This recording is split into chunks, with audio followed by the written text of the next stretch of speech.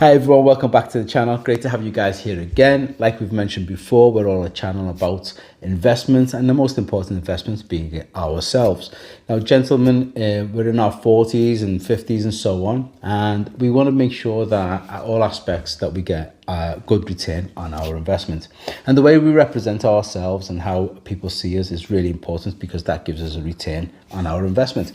So talking about representing yourself, I think it's really important that you walk into a room and people recognize who you are, and the level of confidence that you have, and the level of intelligence and experience that you have, and that should be seen by people as soon as you walk through the door. So for that reason, I think, gentlemen, we need to make sure that we are well represented in the way we dress. Now, going into our 40s and 50s, I find a lot of men get a little bit lost in how to represent themselves. Sometimes they fall for that trap of trying to look younger and get it really wrong. And I think that you should really be able to be at an age where you're comfortable with who you are, you're comfortable with your body, and be able to pick things out from a wardrobe, and you can walk into any room with a level of confidence. So with that, I wanted to talk to you about 6 things that I think are really important as you develop your own personal style in your 40s and 50s. Now, number one, I want to talk to you about is silhouette, and creating a nice silhouette for your body. Now, one of the things that I think see a lot of people going wrong with, and with silhouette, is they wear the wrong fitting trousers. Now with trousers, let's stay away from the skinny jeans, guys. I mean, skinny jeans and skinny trousers, that's gone. It's just creating the wrong silhouette. You want something with a straight leg, and if you want to go a little bit wider, not a problem, go a little bit wider, but something that falls well, drapes well, and creates a nice silhouette head to toe. That's really important. And again, same on the top. If you wear something that's too close fitting, again, it just distorts things and doesn't create a nice flowy, respectable, confident silhouette. So get something that fits you well. You can be something that's slightly slim fitting, not a problem, but nothing that's tight fitting. That's, just no, guys, no. And again, going to the other extreme, something that's overly baggy fitting is just, again, in my eyes, no. I don't think that exudes confidence, especially for a man in his 40s and so on. There are some people who do it greatly. If you have a look at some of these images that I've just put up here, you can see that how it should be done. Number 2, I want to talk to you about is texture. So sometimes you walk into a room and you're wearing something that, again, not labeled, very simple, but there's a bit of curiosity created just by the texture of things that you're wearing. So simple things like, trousers, corduroy trousers, maybe flannel trousers, herringbone with the herringbone print or things like that. Also things like cashmere, satin wools and things like that, merinos, things like that create a little bit more of a texture to your outfit, which makes people look into things a little bit deeper. And then number 3, I wanted to mention, we've mentioned this before on a previous episode, is that business casual or smart casual look. Guys, really get comfortable with this. Practice this.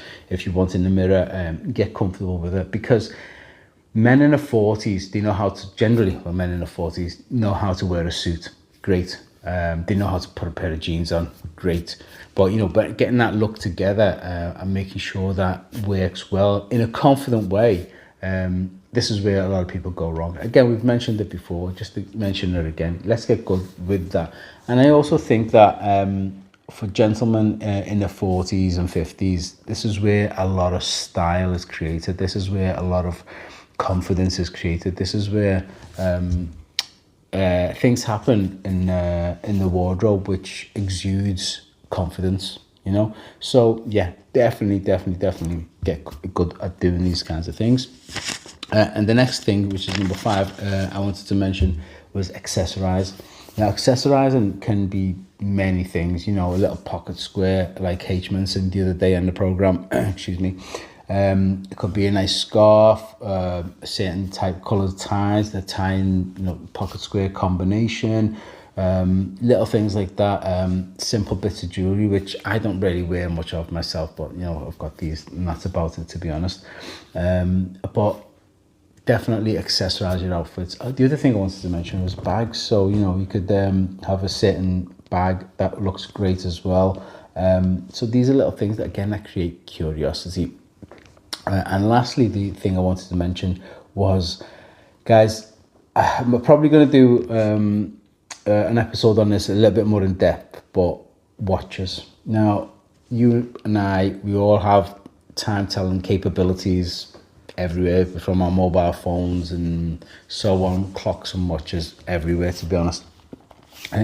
But I think a gentleman in his 40s and 50s should have a mechanical watch. You know, I just think it just exudes a little bit of style, a little bit of class, a little bit of, you know, I'm okay, I'm good, you know, and I'm comfortable in my own skin, kind of thing.